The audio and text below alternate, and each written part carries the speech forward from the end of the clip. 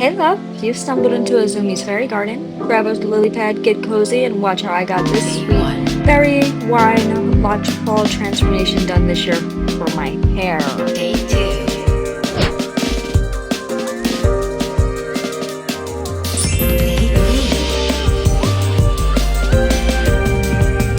Hopping straight into it, I'm going to be using one and only's Argan Oil 20 Volume Developer, along with Ion's Bright White Sensitive Scalp Lightener. This is the better option for locked hair or hair that is going through a little bit more chemical processing in the past. I have my beaker for my measurements, my dual-sided mixing bowl. I have my gloves on and ready to go. I'll be using a metal spoon, but if you're newer in, I suggest using a tinting brush or something like a whisk.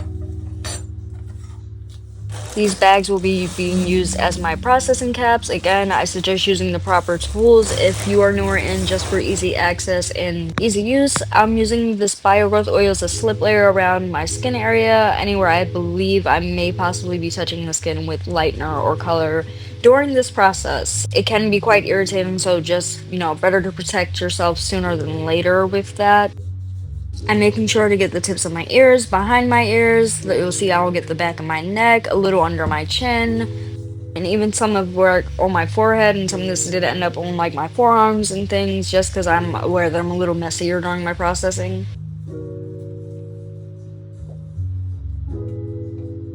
And let's get started. I apologize that some of this will be off the screen. I originally formatted these videos for Instagram and TikTok, but I am using a 1-to-1 ratio with that lightener and developer combo. Depending on how high of a lift you're trying to get, you can mix these in up to a 1-to-3 ratio, I believe. But best to follow any instructions on the specific product you'll be using that's on the packaging of the product that you'll be using.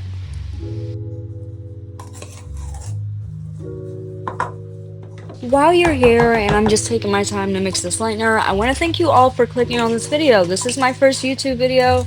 I hope that you guys stick around for more adventures, more DIY beauty, more art, and, just be a part of the fairy gang. Alright, I've got my bleach lightener all mixed up. It's creamy, almost like a deep conditioning mask, or even like a thick queso dip that's not gonna drip right off the spoon. Getting into the hair now. I'm going straight in with my gloves. I suggest this if you are currently locked. This will make sure that you're able to feel the saturation levels of your hair, making sure that you spread that product evenly throughout and getting even coverage, which means you'll be getting even lightening across your locks. If you do have loose hair, I suggest going in with a tint brush just so you get more precision on your application. And for locks that are, lightening all the way up to the root, you can use a brush where there's root areas just to keep the product off of your skin.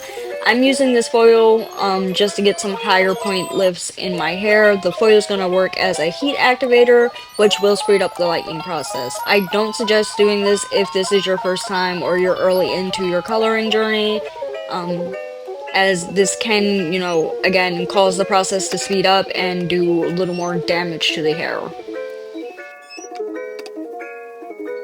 Just kind of zipping and zooming through this section, really just so you guys can see how I am taking and working this product through my hair, and my front pieces will be colored up to the root, just to retouch a little bit of my money piece, and then my edges as well. I do like to give them some color too. I'm getting this out of the way so it doesn't touch the other root areas, and then again just making sure that my hair is really saturated with this lightener. This is the point where you guys get to watch me be really silly and try to get this plastic bag onto my head, which again is why I suggest just using the processing cap, making sure you have the proper tools. I was in a little bit of a rush and just trying to get this out of the way. I have a really busy schedule these days, so I don't have time often to dedicate to myself, so I had to do what a girl had to do. And if you're a little low on funds, you can use this method if you have to. And then here you guys can see I let this process for 25 minutes and my hair has a pretty high lift. On virgin hair, it may not lift as high, and you may see a lot more of those brassy tones depending on your actual hair color at its natural state. I'm washed now, just letting you guys see how that looks fresh out the wash. It will look a bit darker, fresh, wet than it will when it's dry. I'm using Ion's Magneta, their dark sparkling raspberry, and again that same 20 volume developer by One and Only. And I have my spoon again, of course. Just making sure that my hair is mostly dry because I am using permanent color. If you are using semi-permanent, you can apply on damp hair. You can leave that on as long as you like. It's a much easier process and much more beginner friendly. But since I am using that permanent color once again, I do have to make sure that my hair is dry with any points that will be catching that color. Alright, and now I am mixing my colors according to the ratio on the boxes. And again, that dual-sided bowl came in handy because your girl hates washing dishes and it just sped up my process so much easier. I was listening to my partner in the other room making his music, working on his craft. It is so nice when you are dealing with other creatives, kind of having that shared energy in the home. But just getting a little mix in, making sure that, again, this is consistent and everything is mixed thoroughly through. Okay guys, I can't lie, this is my favorite part. This is where you get to see all of the magic start to come together. Those colors do look pretty plain white in the bowl, but once they go on the hair, you can see that oxygen starts to catch them, and the colors will start to come to life in 3, 2... There we go. And we can see that pink starting to come in. So I'm just, again, going to speed through this next section. I'm making sure that my hair, again, is getting saturated with this color. You can see me squeezing the color through, making sure that I'm getting this as deep into my locks as I can. Again, when you're washing, you want to make sure that you are washing, squeezing, making sure that you get any product that, can be damaging to the hair, such as developer and lighteners, out of your hair. But yeah, I'm going to catch you guys in a bit. I'm just going to speed through this next section.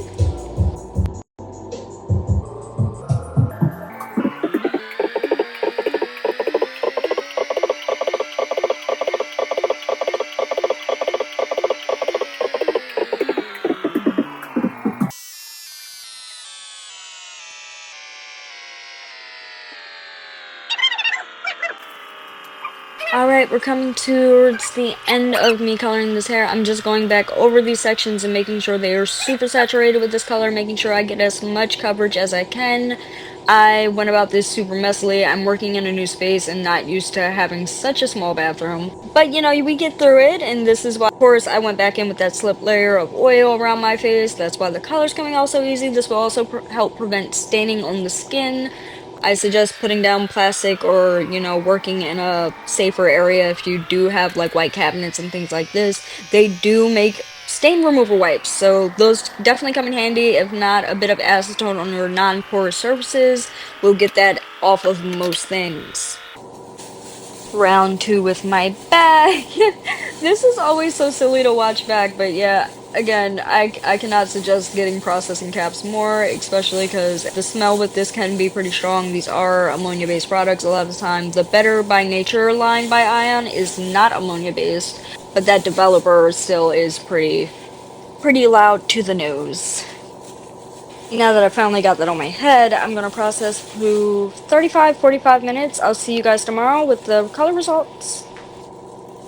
And boom, there she is. She's super cute. I have that dark sparkling raspberry towards the roots on most of my hair and the magneto on the ends, and then flipped for my money piece with the magneto on my roots and dark sparkling raspberry on the ends. I appreciate you guys for kicking it with me today. I hope to see you on the next one.